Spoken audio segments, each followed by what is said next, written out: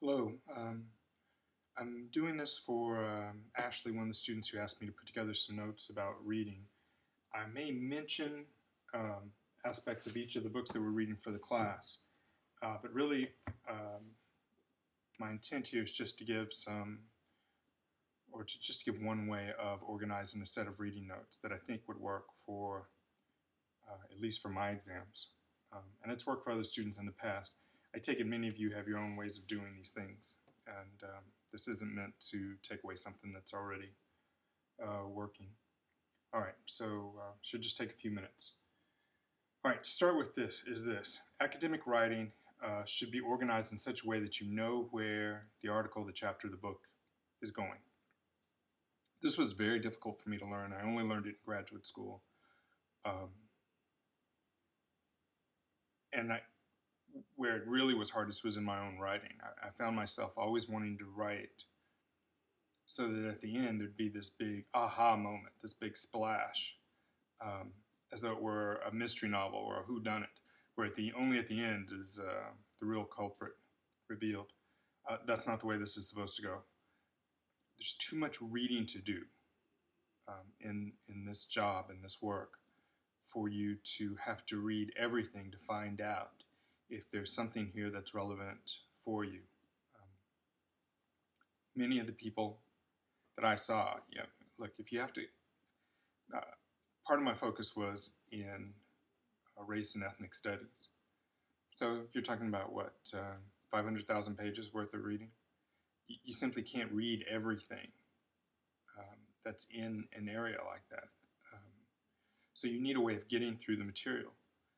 One of the quick ways of getting through material is to be able to read an abstract, although none of the readings you have right now are going to allow you to deal with that. Since you're dealing with books primarily in the class, at least so far, I'm just going to talk about how to deal with the books and the chapters within the books. So,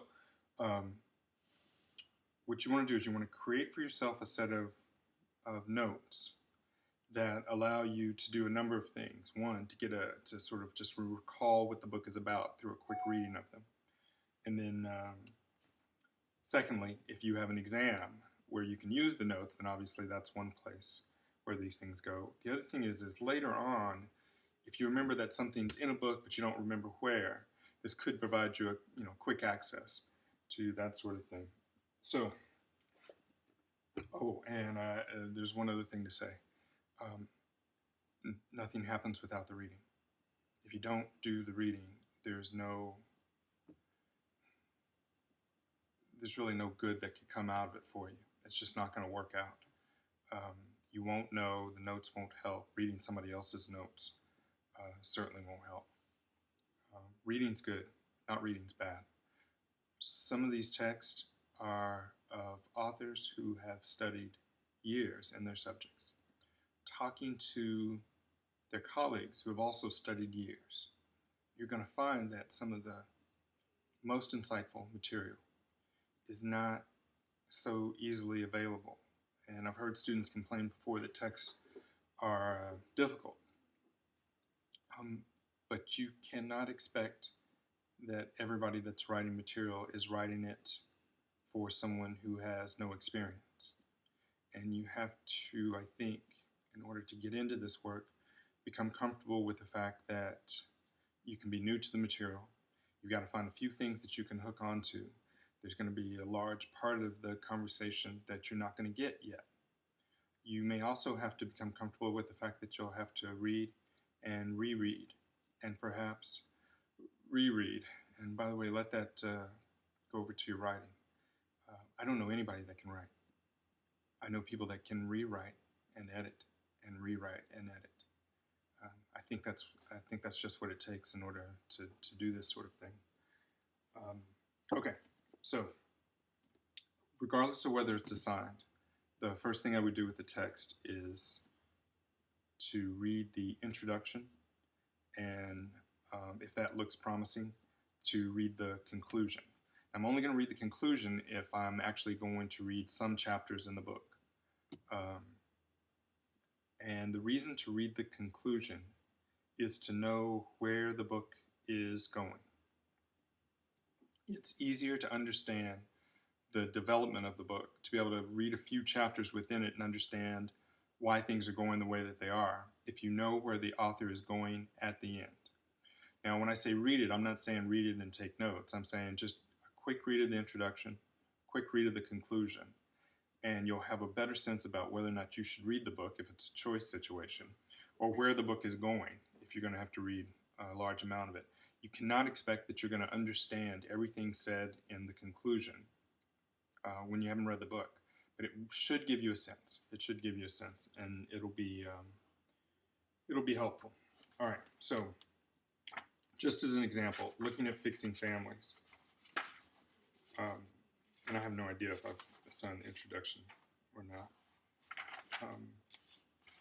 Dr. Wright goes through a few things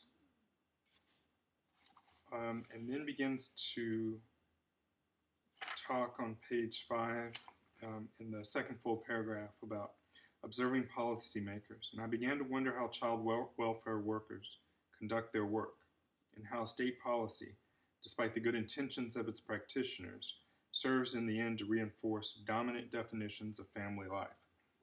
It turns out that's what the book is about. How the practitioners go about their work, and how a dominant sense of family life is seen, imposed, managed, created. That's where the book is actually going. If you go to page 6, a paragraph begins this way. This book aims to, well, now that's something to know exactly where the book is going. And it's not hidden. They're telling you in advance. This is it. You need to pick those things out. And it's not hard. I mean, in a well-organized book, and this book in particular is well-organized,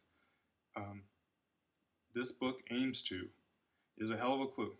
That should be adequate. You have to look for those sort of things. On page 7, in this book, I strive to paint a portrait, and then whatever comes after. You're looking for clues to what the book's about. That's what you need. In Seductions of Crime by Katz, definitely differently organized book. But the introduction and the conclusion should still give you the same sort of ideas. The first paragraph. The study of crime has been preoccupied with the search for background forces, usually defects in the offender's psychological backgrounds or social environments, to the neglect of the positive, often wonderful attractions within the lived experience of criminality.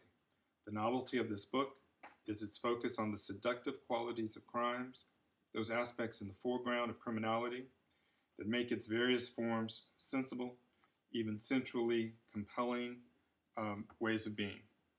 Okay, so that's what the book's about. It may be a little harder.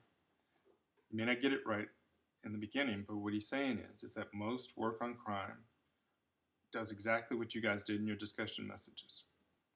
You looked for some psychological problem or some social circumstance. And what he's saying is, I'm looking at the work of the crime itself. While you're there, in the moment, that's the foreground. And he's saying that's what this book is going to be about, and he's telling you in the first paragraph. If you go to his conclusion, excuse me, he starts with a story. But right after the story is ended on 3:11.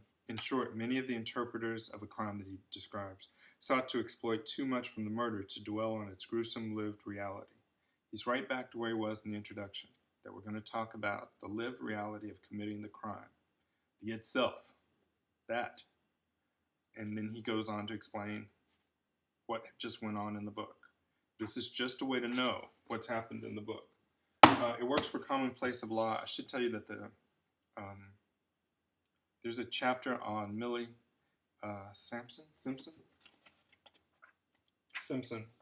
which the first half of it is a story, or the whole thing is a story, and it doesn't work as well with what I'm talking about. I mean, there it's just a question of how much of the details you're going to need for whatever your purposes are. But let's go to the second chapter, and we can talk about this now. What I've said so far is really the organization of the book. Each chapter will do what the book did, which is it should start off with a section that tells you where this chapter is going, and it should end up with a section that says this is what we've just covered. Read the beginning paragraphs of the chapter, read the end paragraphs of the chapter before you read the chapter. And I'm not suggesting at this point that you take any written notes. But anyway, that'll give you a sense of where it's starting and where it's going. It'll make it easier to understand why you're making the moves during the chapter, if it's well organized. Okay, reading from the Commonplace of Law on chapter 2. It starts like this. Commonplace experiences and images of law vary. That's it. That's the thesis line of the first paragraph. It's a claim. Commonplace experiences and images of law vary. It's not a controversial claim, but it's a claim. The way paragraphs are going to be set up is you're going to have somewhere probably in the first 2 or 3 sentences, although it can be the last sentence, you're going to have the claim. You're going to have support, both general and specific, around that claim. And then what you may get is a restatement of the claim. What you want to take out for your note is the claim for each paragraph. The way I number them for myself is, paragraphs are 1, 2, 3. If a paragraph breaks up and I'm on a new page, I'll call that paragraph 0 on the new page and go, 0, page 5 in parentheses. And if you look at the reading notes for CATs in the modules, it should help. So all I would write down is, and I'm not a highlighter fan, commonplace experiences and images of law vary. Now I'll just read the rest of the paragraph. At times, the law appears as a magisterial, remote, and transcendent force governing human affairs from some high and distant plane. That's one of the ways in which the experience of law varies, but it's not all of the ways. That's just a part of the claim, which is why I wouldn't write it down. At other times, the law seems like an all too human arena in which people struggle with one another in serious and playful encounters, more or less skillfully. Okay, again, not the claim. Then at the end. Most of the time, though, people don't think of the law at all. I might write that part down. But again, it's just how much you're comfortable with. For me, one line. Commonplace experiences and images of law vary. Each paragraph, you need that claim or that topic sentence or the thesis this is about, whatever it is.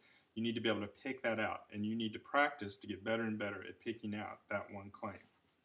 Let me say one other thing, because I only have a couple more minutes before I'd have to break this up. On page 18, there's a chapter title, or a heading title, From Legal Organizations to Commonplace Legality.